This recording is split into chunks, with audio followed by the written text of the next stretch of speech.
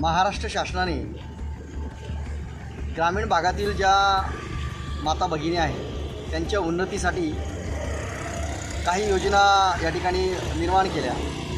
त्यामध्ये जिल्हा परिषद अंतर्गत आणि कलेक्टर ऑफिसच्या माध्यमातून उमेदच्या अनुषंगाने मानव विकास यंत्रणा ही एक योजना या ठिकाणी निर्माण केलेली होती आणि त्या योजनेमध्ये वन कॉन्ट्रीब्युशन 6,30,000 रुपयाचं मशीन देऊन महिलांचं त्या ठिकाणी उन्नती व्हायला पाहिजे अशा प्रकारची सरकारची ही योजना होती।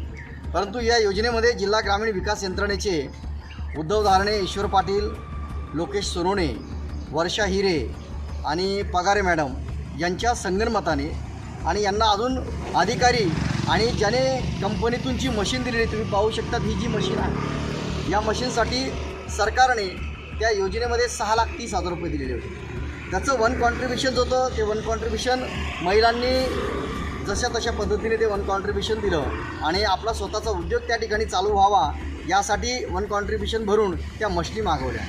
परंतु या मशिनी जर बाहेर आपण त्याची किंमत जर बघितली, आम्ही त्या ठिकाणी बऱ्याच मशिनींची किंमत बघितलेली, ती मशीन 1,20,000 रुपयाची यांनी खरेदी केली। म्हणजे जो काही मालक होता, मशीनचा जो काही मालक होता, त्या ठिकाणी ह्या मशिनी बनलेल्या आहेत, तो वेंडर याला संगनमत करून या ठिकाणी ही मशीन 1,30,000 रुपयाचीच त्यांनी खरेदी केली आणि या भगिनींना या ठिकाणी दिली आहे। याच्यामध्ये कुठल्याही प्रकारचा उद्योग झाला नाही, ते पडून राहिले आणि याचा संपूर्ण बोजा या महिलांवर या ठिकाणी पडलेला आहे।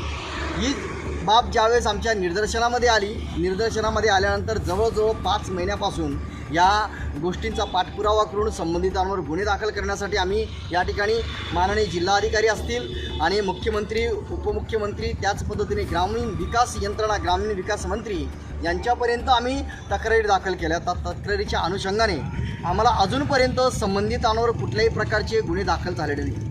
परंतु ज्यावेळेस यांना माहिती पडलं संबंधित जे भ्रष्टाचार करणारे अधिकारी आहेत, तर ते प्रत्येक गावाला जाऊन प्रत्येक महिलांना त्या ठिकाणी वेगवेगळ्या प्रकारच्या धमक्या देत आहेत, त्यांना वेगवेगळ्या प्रकारचं आमच्याबद्दल बदनामी करत आहेत। तर या अनुषंगाने आज आम्ही दक्ष पत्रकार संघाच्या माध्यमातून 9 तारखेपासून आज क्रांती दिवस आहे, क्रांती घडवण्याचा दिवस आहे, म्हणून आज आम्ही या ठिकाणी आंदोलन केलेलं आहे। ॲक्च्युली आंदोलनाची जी काही जागा आहे ती जेल रोडची जागा आहे, परंतु त्या ठिकाणी अनेक प्रकारचे त्या ठिकाणी अतिक्रमण झालेले आहेत। त्या ठिकाणी ती जागा नसल्यामुळे आम्ही माननीय पोलीस अधीक्षक आणि शहर पोलीस स्टेशनचे जे काही PI साहेब आहेत त्या ठिकाणी आम्ही त्यांना परवानगी मागितलेली होती।